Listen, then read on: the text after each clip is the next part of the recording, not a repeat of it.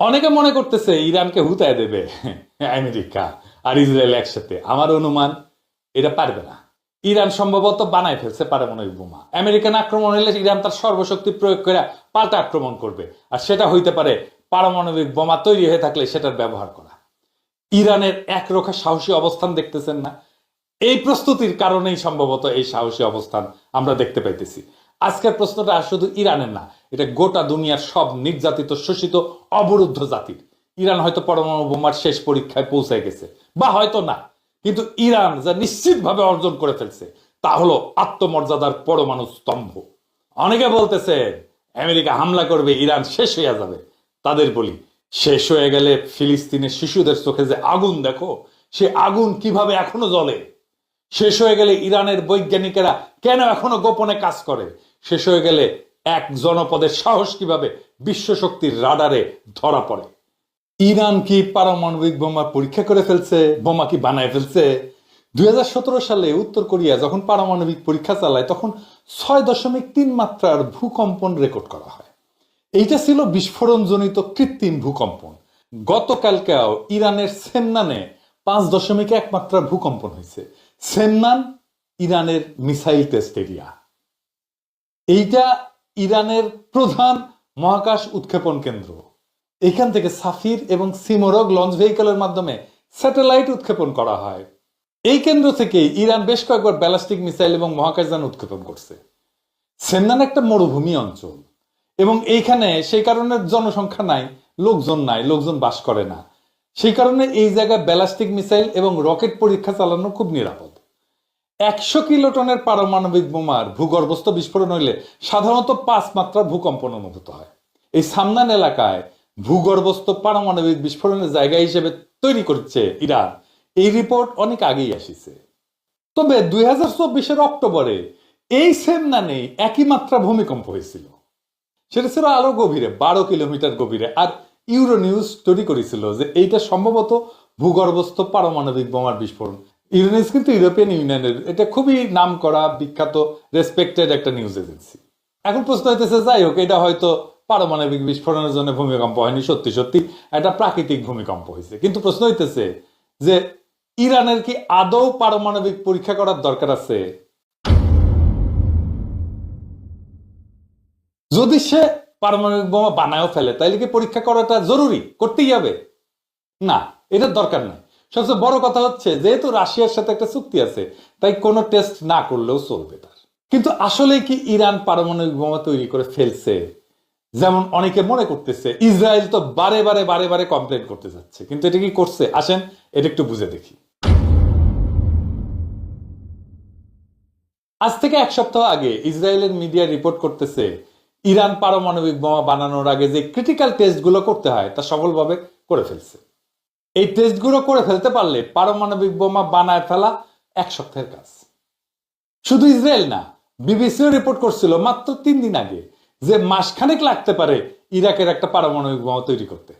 এই যে তুলসী গ্যাবার্ড, যে আমেরিকার ন্যাশনাল ইন্টেলিজেন্সের ডিরেক্টর, সে বলছিল যে ইরাকের কাছে এনরিচড ইউরেনিয়াম, মানে বোমা বানানোর, পারমাণবিক বোমা বানানোর জন্য ইউরেনিয়ামকে এনরিচ করতে হয়। এইটার স্টক ইরানে মজুদ এত আছে যে পারমাণবিক শক্তিধর দেশের কাছেই শুধু সেই পরিমাণে থাকে। আইএইএ 1 দশক ব্যাপী একটা অনুসন্ধানের পর একটা তদন্ত রিপোর্টে বলছিল যে ইরান 1980 থেকে 2003 সাল পর্যন্ত এমন কিছু কাজকর্ম করছে তার পারমাণবিক কর্মসূচিতে প্রমাণ পাইছে যা পারমাণবিক বোমা বানাইতেই শুধু করা হয়। 1 বছর আগে, প্রায় 11 মাস থেকে 1 বছর আগে, ব্লিংকেন বলছিল যে ইরান 1 থেকে 2 সপ্তাহের মধ্যে পারমাণবিক বোমা বানাইতে পারবে।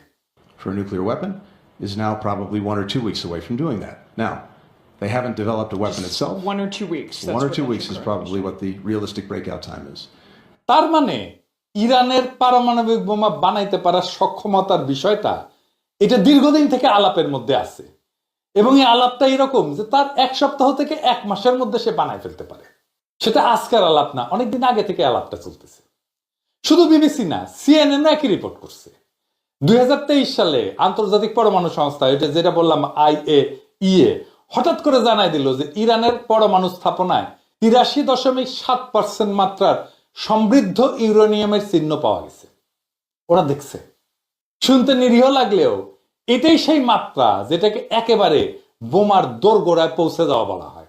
আর ওইদিকে 60% মাত্রা সমৃদ্ধ ইউরেনিয়ামের মজুদ তখন ছিল 128.3 কিলোগ্রাম। প্রচুর। ইতিহাসে প্রথমবার এই পরিমাণ। এখানে শেষ না, পরের বছর আমেরিকা সরাসরি বলেই দিল যে ইরানের ব্রেকআউট টাইম, মানে বোমা বানানোর জন্য যতটুকু সময় লাগে, সেটা কমে এখন মাত্র 1 থেকে 2 সপ্তাহ হয়েছে। 1 থেকে 2 সপ্তাহ ভাই, যেন বাজার থেকে সবজি কিনে আয় না ঝোল রাধার সময়। আইএই এর একটা সদ্য রিপোর্ট বলছে যে 60% মাত্রার সমৃদ্ধ ইউরেনিয়াম এখন ইরানের কাছে আছে প্রায় 408 কিলোগ্রাম। হিসাব করে বলছে যদি এইটুকু ইউরেনিয়াম আরেকটু ঠেলে আরেকটু সমৃদ্ধ করে ফেলা যায়, তাহলে এটা দিয়ে ইরান চাইলে একেবারে 9 থেকে 10টা বোমা বানায় ফেলতে পারে। মানে পুরা মধ্যপ্রাচ্যের রাজনীতির ঘড়িতে এখন একটা টাইমার সেট করা হয়েছে, ঘড়ির কাঁটা এখন টিক টিক করতেছে। তখন তেহরান ধীরে ধীরে বলতেছে বুম বুম বুম। কিন্তু এর মধ্যে একটা নিউজ আসছে যে ইরান একটা ইমপ্লোশন টেস্ট করে ফেলছে। কি সেটা? এটা একটু বুঝে দেখি। পরমাণু বোমার কার্যকারিতা যাচাইয়ের জন্য এটা একটা গুরুত্বপূর্ণ ধাপ। এর মাধ্যমে দেখা হয় বিস্ফোরকগুলো সঠিকভাবে একসাথে ফাটতেছে কিনা। অনেকগুলো বোমা একসাথে ফাটতে হয়, ফাটার পরে মাঝখানের কোর, যেটা কেন্দ্র, ওই জায়গায় চাপ পড়ে, তারপরে পারমাণবিক বিস্ফোরণ শুরু হয়। এই সবগুলো একসাথে ফাটতেছে কিনা এই টেস্টটা করাটা খুব ক্রিটিক্যাল কথা। এই টেস্টটা করা খুবই গুরুত্বপূর্ণ। অনেক সময় এটা সাব ক্রিটিক্যাল টেস্ট হিসেবে করা হয়, মানে এমন ভাবে করা হয় যেন চূড়ান্ত নিউক্লিয়ার বিস্ফোরণ না ঘটে কিন্তু সংকোচনের সফলতা যাচাই করা হয়। এটা মানে এটা কি বুঝে দেখি, বিস্ফোরণ হলে ছুটে যায় চারিদিকে, তাই না? এটা হচ্ছে এক্সপ্লোশন। আর ইমপ্লোশন মানে হচ্ছে বাইরে থেকে ভিতর দিকে ঢুকে আসে। এইভাবেই আসলে পারমাণবিক বোমা ফাটে। প্রথমে বাইরে থেকে একটা বিস্ফোরণ হয় যেটা ভিতর দিকে আসে, আর ভিতরে করে থাকে পারমাণবিক বোমা, সেটাকে ফাটায় দেয়।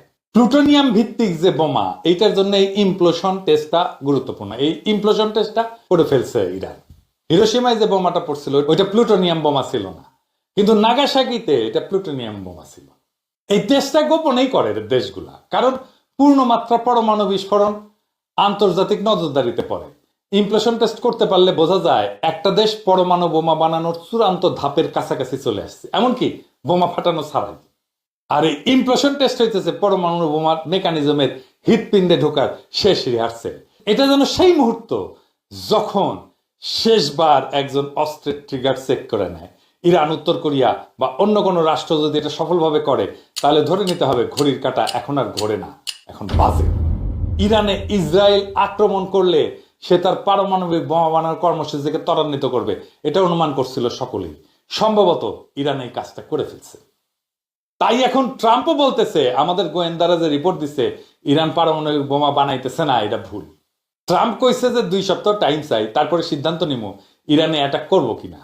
আমেরিকার বাংকার ব্লাস্টার বোমা আছে, যে বোমা যেটা মাটির নিচে থাকা ভূগর্ভস্থ বাংকার বা স্থাপনা ধ্বংস করতে পারে। ইরানের পারমাণবিক স্থাপনাগুলো সব মাটির নিচে, তবে ইরানের পারমাণবিক স্থাপনা এত গভীরে যে আমেরিকার বোমা সেই পর্যন্ত পৌঁছাবে না, বাংকার ব্লাস্টার আনুক আর যাই আনুক। এখন প্রশ্ন হইতেছে ইরানে কি আমেরিকা আক্রমণ করবে? ট্রাম্প তো চিকুর পাইছে। অনেকে মনে করতেছে ইরানকে হুতায় দেবে আমেরিকা আর ইসরায়েল একসাথে। আমার অনুমান এটা পারবে না।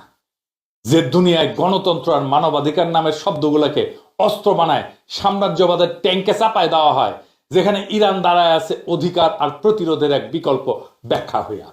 এই প্রতিরোধ শুধু ইসরায়েলের বিরুদ্ধে না, এই প্রতিরোধ সেই সাম্রাজ্যবাদের বিরুদ্ধে যেটা জাতিসংঘকে নিজের ঘরের চাকর বানায় রাখে আর আইএই এর রিপোর্টটাকে নিজের মিসাইলের সময়সূচি হিসেবে ব্যবহার করে। ইরান যদি সত্যি সত্যি পারমাণবিক বোমা বানায় থাকে, তাইলে সেটা গোটা দুনিয়াকে ধ্বংস করার জন্য না, বরং নিজেদের ধ্বংস হওয়া থেকে বাঁচানোর জন্য। এটা ধ্বংসের প্রতিশোধ না, অস্তিত্বের প্রতিরক্ষা। ইরান এখন আর শুধু একটা রাষ্ট্র না, ইরান এখন এক আইডিয়া, ইরান এখন এক চেতনা, এক সাহসের, আত্মমর্যাদার, দাঁতে দাঁত চেপে সহ্য করার, আবার দাঁড়ায় যাওয়ার চেতনা। একটা জাতির না, একটা সময়, একটা যুগের প্রতিনিধিত্ব করে এখন ইরান। কেউ যদি পতনের শেষ প্রান্তে দাঁড়ায় থেকে চোখে আগুন ঝরাইতে পারে, তাহলে পুরা দুনিয়ার রাজনীতির মানচিত্র বদলে দিতে পারে সে। মাথা উঁচু করে দাঁড়ায় থাকো ইরান। তোমার এই দাঁড়ায় থাকা এক একটা পারমাণবিক বোমার চাইতেও শক্তিশালী। তোমার পতন না, তোমার প্রতিরোধী হবে ইতিহাস, আর সেই ইতিহাস লেখা থাকবে একটা জাতি যখন আত্মমর্যাদাকে জড়ায় ধরে তখন দুনিয়ার সব মিসাইলও তার কণ্ঠ রোধ করতে পারে না। ইরানের লড়াইয়ে পরাজয় না, আছে শুধু প্রেরণা। তুমি আঘাত খেয়ে আবার উঠে দাঁড়াবে, কারণ তুমি ইরান। সাহস যার আর এক নাম, ইনকিলাব জিন্দাবাদ।